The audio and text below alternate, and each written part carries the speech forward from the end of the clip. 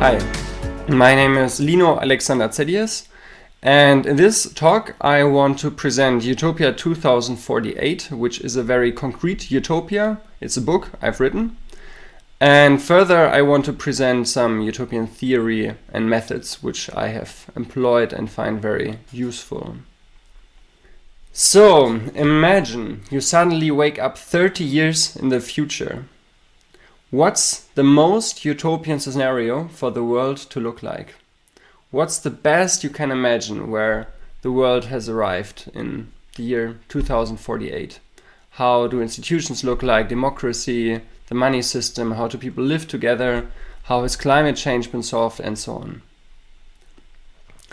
That has been the core question for my book, Utopia 2048, which I published last year, where in the style of a fiction novel, I elaborated on a whole world, on a whole society that is, in the best sense, utopian.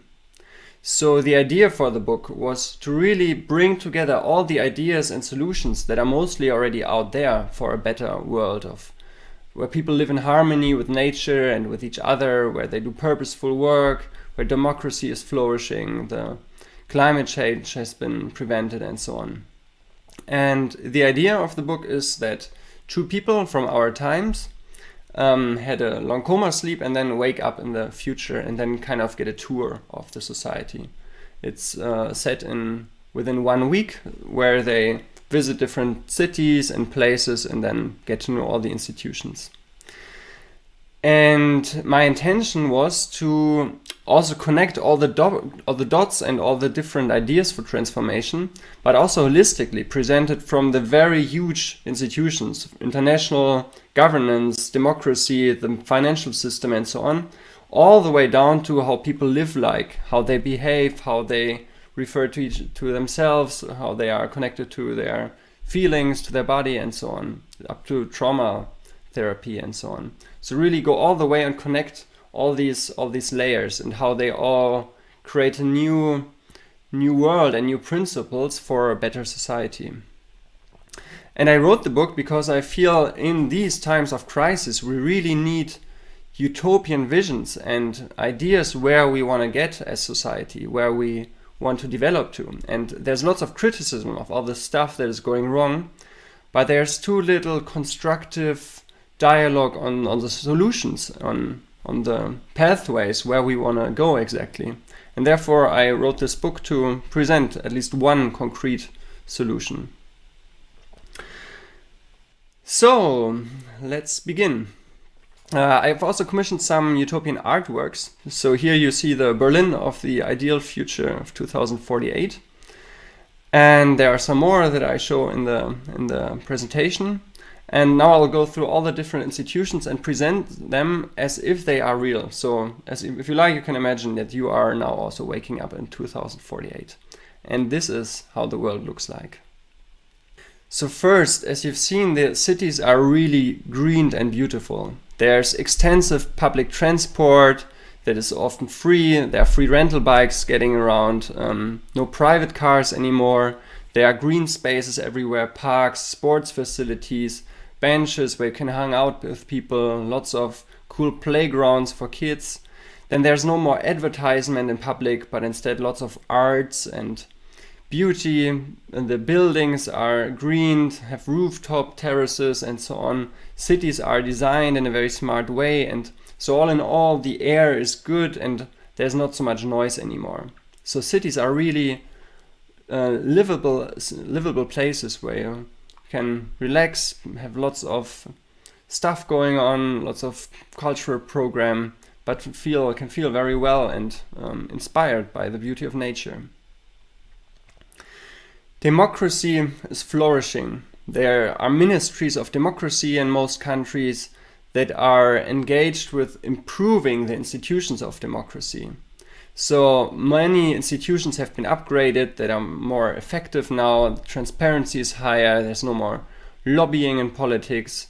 Then there are citizens' councils that are drawn randomly by lot. And the idea is that for especially very complex topics where it's hard to come to get to solutions that citizens are drawn by lot, and then they discuss and exchange their different perspectives in a constructively facilitated way, and then bring together their ideas and perspectives and then get new solutions that work for everyone and have really integral perspective. And then these solutions are often taken up by politicians because they often make lots of sense. Also, parties have changed, and there are sometimes even new meta parties that focus on functional institutions, not on certain solutions and ideas and values, but rather on improving the institutions of democracies and themselves, and on the quality of the dialogue in public. So that has helped a lot. And further, there are constructive election campaigns, and politicians really listen to each other and exchange ideas, and don't waste most of their energy fighting each other and criticizing each other, but rather learning from each other and really listening and bringing together their different values and perspectives in a functional way. And further, GDP has mostly been replaced by the Happy Planet Index, and which is also more holistic and not only focused on material values. Then the land has regenerated, the climate change has been stopped, and agriculture is much more sustainable. So for a regenerated environment, it was essential to establish a circular economy, to really employ practices that regenerate the land, to protect natural reserves, to establish laws for animals and the land so they have rights in themselves, tax resource use, and there are no more subsidies for ecologically harmful practices as they used to be in the past. Agriculture is really sustainable now. There's organic farming, permaculture practices are prevalent. There's syntropic farming, which brings together annual plants and trees that get into a symbiosis. Many places have community-based agriculture, where you are collaborating with certain agriculture places and get a share of their output. And all in all, also a greater share of the population is involved again with agriculture, though not full time, but many people just enjoy to work on the farm maybe a day per week or just a few hours every month or so, to have a nice balance to otherwise intellectual work. So many people are engaged there, also get to know where their food comes from, and can build a relation to nature and to the land where they live. So food is also much more regional, and most people eat vegetarian or vegan diets because it's just much more sustainable. Communities are much stronger. So on the countrysides, there are sustainable and beautiful architectures. There are purpose communities that live together, where people share values, really help to nourish each other, to support each other. There's multi-generational housing, where generations just live together, where the old people care for the children, and the children bring energy and aliveness to the places, and it's not the helicopter parents who have to care for their kids 24/7 anymore. Villages have also transformed quite a bit. They are much more active, there's much more stuff going on. There are co-working hubs, permaculture, there's lots of arts, people live in these communities, and there's more stuff going on. Work, of course, has transformed. There's firstly the basic income, which has been a huge transformation for work and business. So people are really free to choose jobs that are purposeful for them, that bring meaning to them, and where they can bring to life their personal gifts to the world. The work week has shortened to 30 hours on average, and many people, though, have multiple jobs. So the difference between jobs and hobbies is not so clear anymore, because most people enjoy what they are doing, and they also like to do many different things and follow different interests. So that's normal that people have these very flexible working routines and lives. Then there are purposeful organizations. So there are firstly new legal forms, for example, the enterprise with social responsibility, which allows for shared ownership and shared decision making and responsibilities. And also sociocracy is very prevalent. It's a framework for self-organization, to organize in circles instead of the pyramids and hierarchies. Decision making by consent and systemic consensus is very prevalent. Many organizations use that to make effective and still very participatory decisions.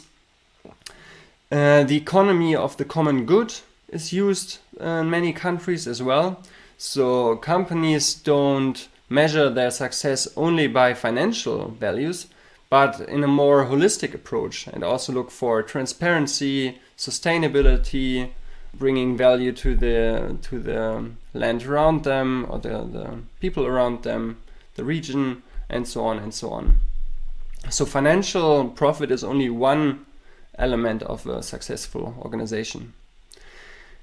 And huge corporations have mostly been replaced by networks of many small entities that are closely interlinked and collaborate together, but are often therefore also more agile and more effective than huge corporations, given that the tax system has been changed and many of the subsidies that have allowed in the past for these huge corporations, now the many small entities are much more effective actually. Then production of goods has changed. Instead of the trash from the past, they are really durable and repairable goods that are nice to use, that bring value to your life. People reuse, repair, and recycle things. Production is regional, if possible. 3D printing is also used very often, so there are 3D printers around, and manuals are online, or instructions how to print stuff are online with Creative Commons licenses, so you can just find stuff in the internet, print it nearby in a local shop, and then have your own stuff, so it doesn't need to be shipped from China or someplace. And the gift economy is also more commonplace, because people are living in abundance in terms of the material things they really need. People are also more free to give stuff away and gift it to people. And also things are more shared. So instead of everyone buying everything, even if you only need it a few times per year, there are places where people can share stuff and in the neighborhoods and exchange things. Education has transformed so that people really learn for life.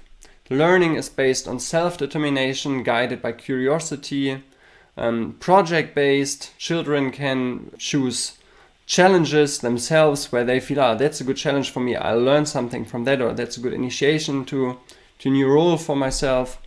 Schools are much more participatory, also often employing principles of sociocracy and making decisions in circles with consent.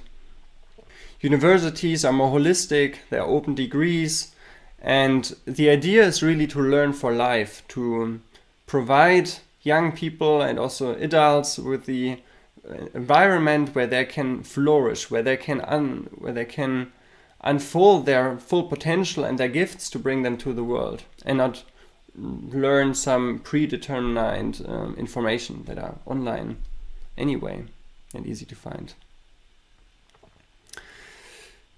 Then internationally, much has happened. So there's a world parliament that really deserves this name, where the nations of the world come together to peacefully build alliances, to collaborate and make the world better, fairer, safer and juster. There have been acts of reconciliations and speeches of forgiveness to heal the sins and wars and all the bad things of the past, and those acts have really helped to create a new level of trust between the nations. So there's much more cooperation, and some of the old wounds have healed, and where there have been enemies, they are now friends. So generally there's more cooperation. Most countries have open borders, so people can travel very easily and freely between most countries. And there's now the World Fair Trade Organization instead of the World Trade Organization, focusing on really fair trade and sustainable trade. Then money and finance finally serve society. So there's ethical banking and banking for the common good, So bankers are really those who help people fulfill their dreams, that check where money can create the greatest value for society and don't do harmful speculation anymore.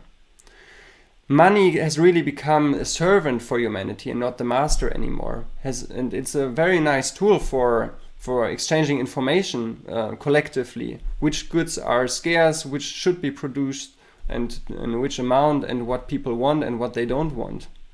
But it's not the master anymore. And there's a financial transaction tax for all financial transactions, 0.1%, that prevents much speculation as well and really focuses the financial sector on the long term.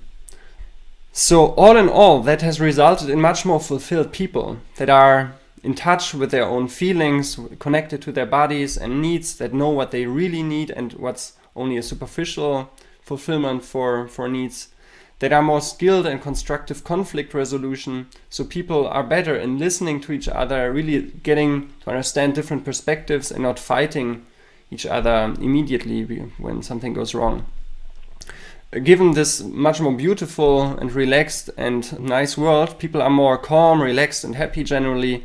They are free to really express their gifts to the world, and they therefore also bring much more value to society actually, because they can express what's really in them, what's the full power in them, and are not forced to fit some role where they don't flourish themselves and are not in their full energy and creative potential. So people really live in harmony with themselves, with nature and with others. So the world has become a much more livable, beautiful, just and worthwhile place to be. And that has been my little presentation on a utopian society, how it could look like very concretely. Though of course in the book I present much more details and many things I had to omit now.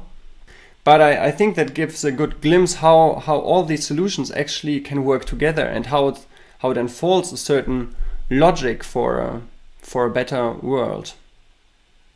If you are curious to read more, you can actually download the English version for free because it has a Creative Commons license. You can also share it for free, as it comes with a philosophy of pay what feels right. So if you enjoyed the read and want to give something in return, then you can do that.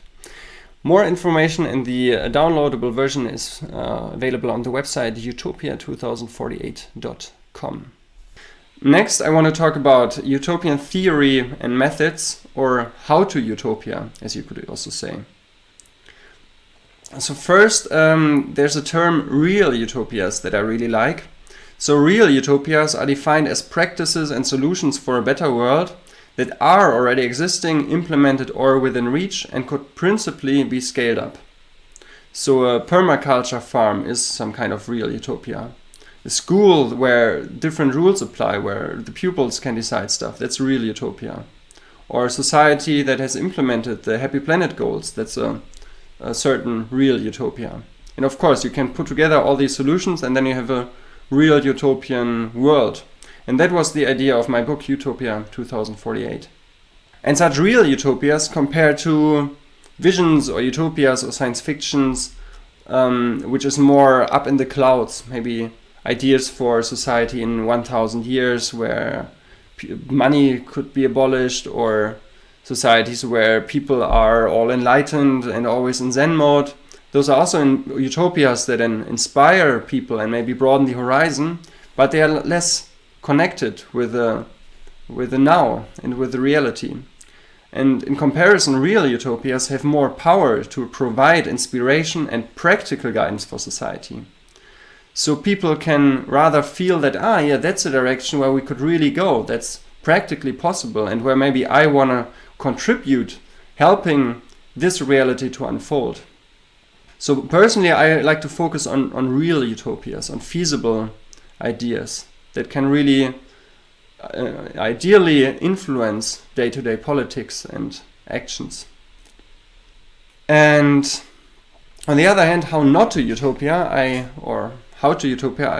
I found some important guidelines. So first, it's important to not take your utopian values and solutions to be true or absolute, and rather to use relative utopias. So the thing is that in the past, many utopian visions could become very detrimental, very dangerous, because people felt that that's the solution, that's where we need to go, that's totally right, that's the world everyone should see, then everyone is happy. Like communism in some senses, you could say, or at least in the socialism that was realized. And those utopias can be really harmful and dangerous. People get ideological about them, and then at the end people get killed. And in the past many people get killed due to utopias taken too seriously. So therefore rather take your ideas as relative, and also see that all utopias are relative to the time being and the values and the needs of people. So a utopia of the past was the land of milk and honey. That's what people dreamed of.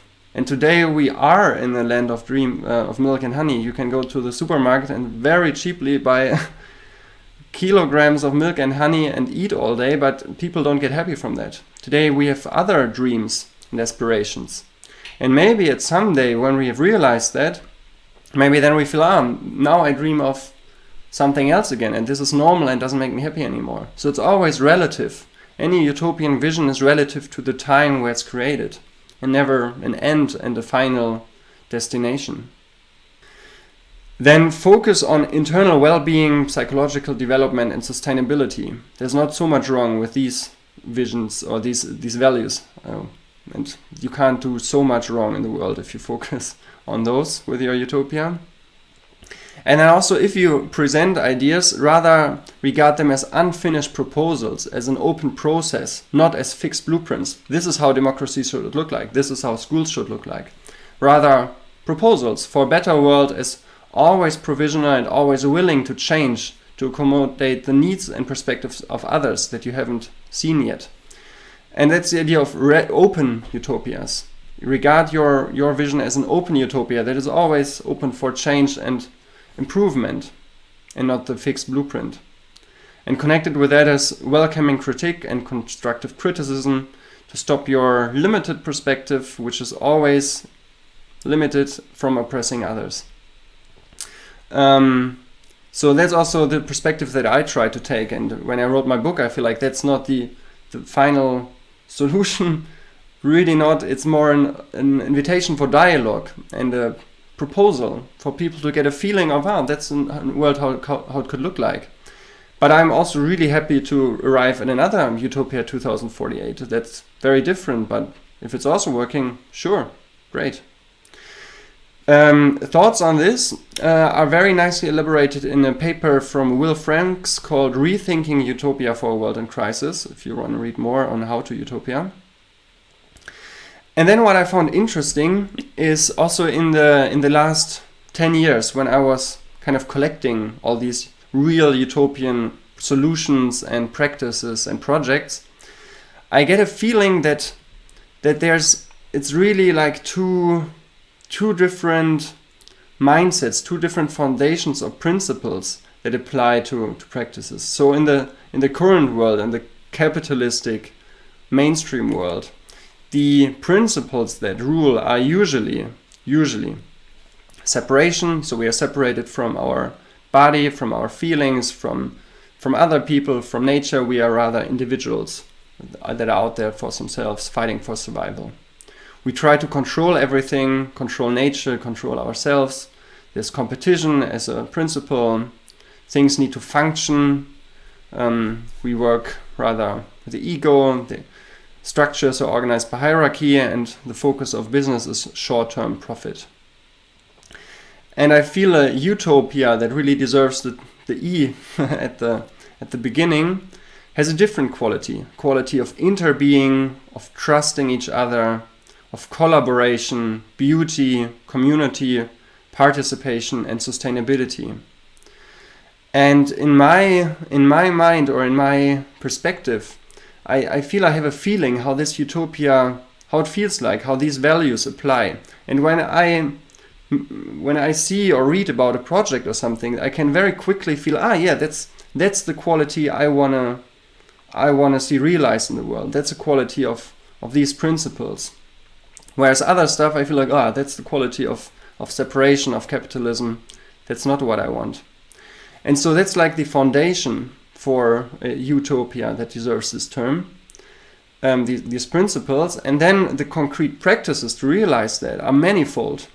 And that's also what I wanted to say with my book. That's a very concrete form based on this foundation, but you could write completely different books that are also nice utopias with very different realizations, very different paths that have been taken, and still and live these principles and these qualities. So I'm really not focused on the concrete outcomes. It's rather an example of how it could be realized. But this is the real foundation. This is what it's really about: beauty, participation, interbeing, and connection with the world. Then next, I want to talk about the utopian mindset. So I felt that it's often really a mindset where I'm more and more, I've learned to take on these utopian glasses and see through those and see the latent potentials in the world.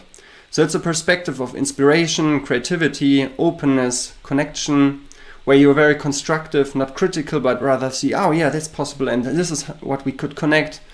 And really, yeah, see latent potentials in things, in people, in ideas and projects. And what I found really interesting was that writing the book, while writing it, I couldn't write it when I was in a bad state, in a better inner state. So here are enlisted 13 states. They are taken from the book The Listening Society from Hansi Freinacht. Those are, it's a very extreme scale from the top of enlightenment to hell at the very bottom. But most people, of course, in every day are in the medium states, where you feel at best joyous or at worst rather uneasy. But most probably are either somewhat uneasy okay or satisfied well most of the time. And I noticed that when I wanted to write the book, I needed to be at least in one of those green states. It needed to be sufficiently good to write utopian stuff.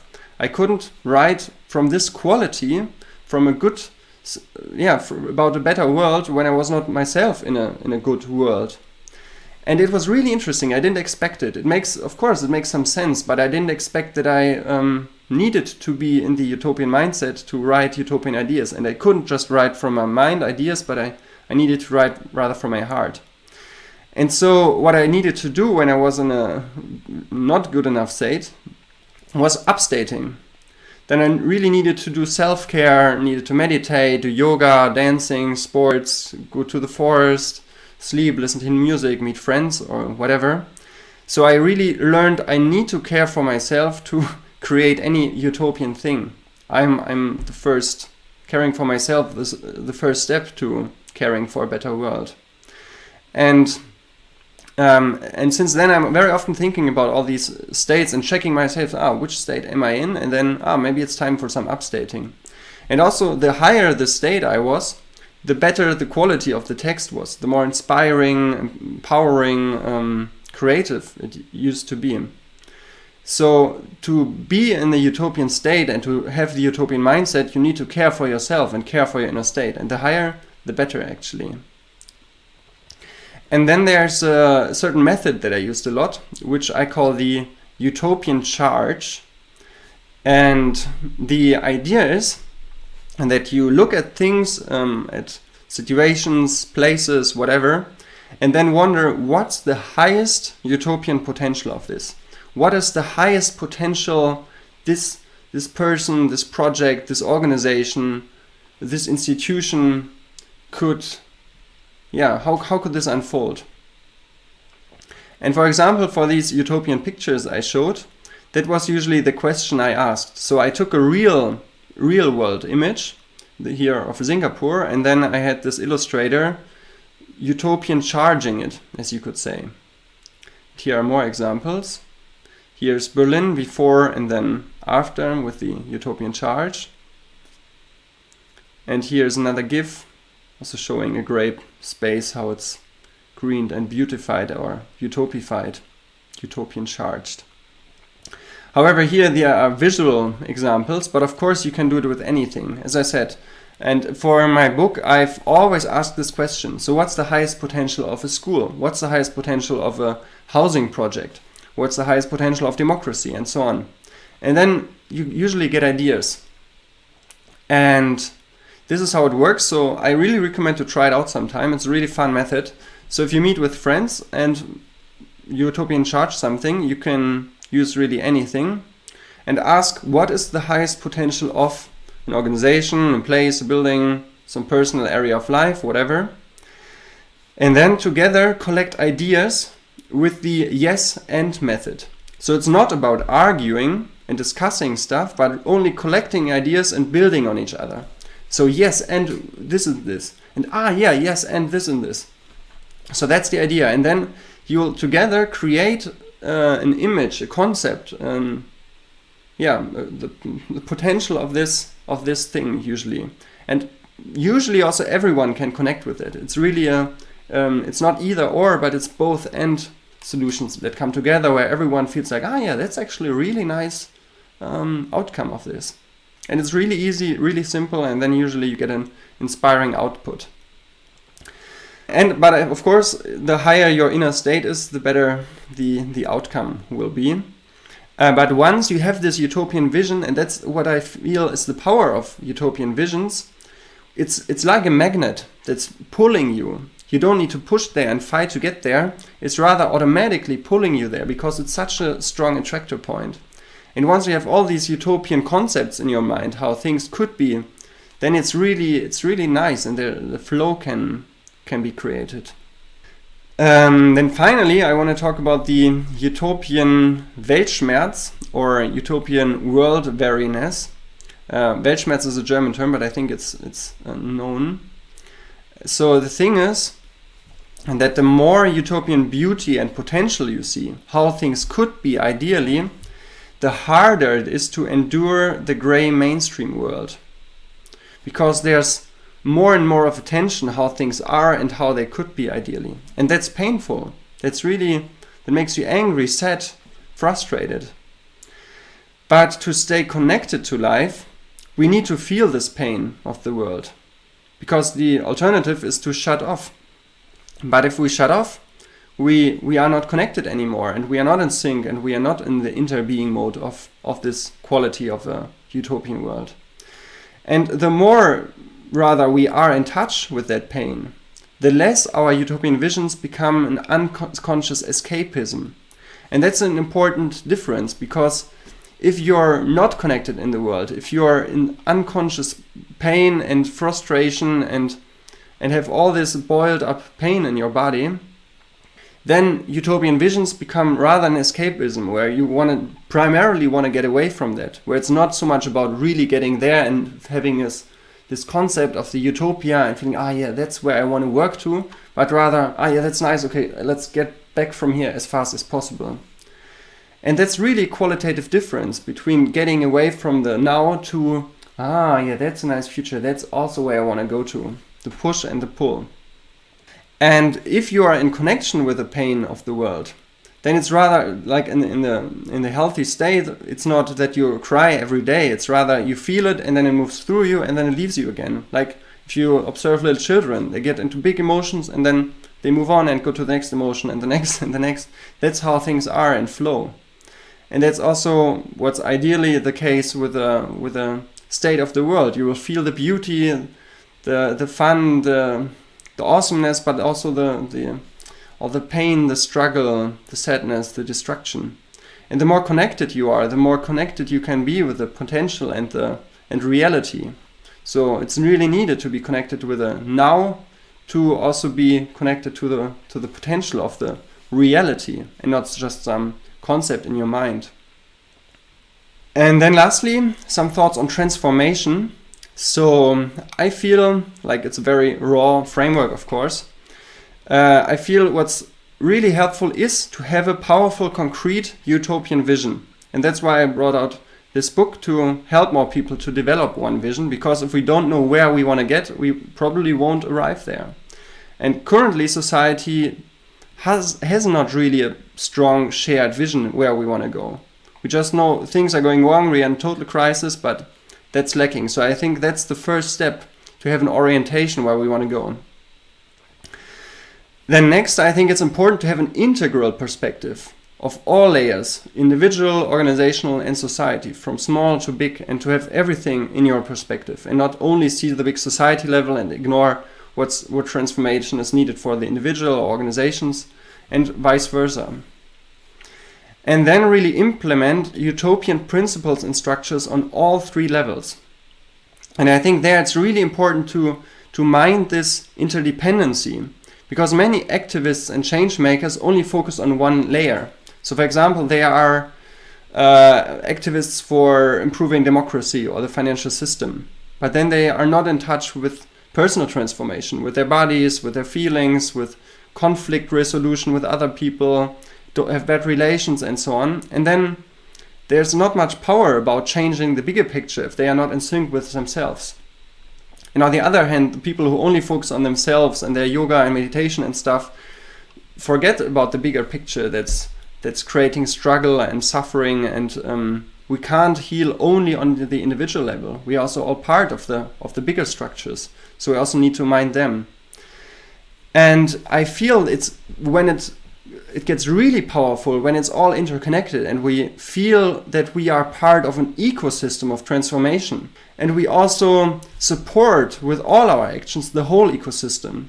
So it's not that we only focus on the democracy reform and put all our energy there and then have our money in a traditional non-ethical bank and eat unhealthy food and have bad relationships and so on, but rather all aspects of our life nourishes the quality of this better world that we want to create. And our money flows to projects that we want to support. We buy fair products, so then we support other people who want to create this utopian world. We send our kids to better schools. We work at places where there's self-organization and so on, or transform our workspaces in that sense. So it's really with all your everyday decisions creating this different world and not minding only a very limited area. And then we also are all more interconnected and help each other and not are in these silos of transformation. But then we become an ecosystem, and I think then it gets really powerful. So having the vision, so the coherent perspective, and then collaborating together and implementing all these awesome utopian structures. Yeah, that's it. If you're hungry for more, I recommend these utopian books and also some movies. Unfortunately, there's not really any utopian movies with actors. There are lots of cool documentaries which are listed here, but I think there's really time for a cool utopian movie. And if you want to know more, you can visit my website, utopia2048.com, or also my organization, the Reinventing Society Center for Real Utopias. Here's the website. So thanks for your attention, and let's create a more beautiful world. Have a good day.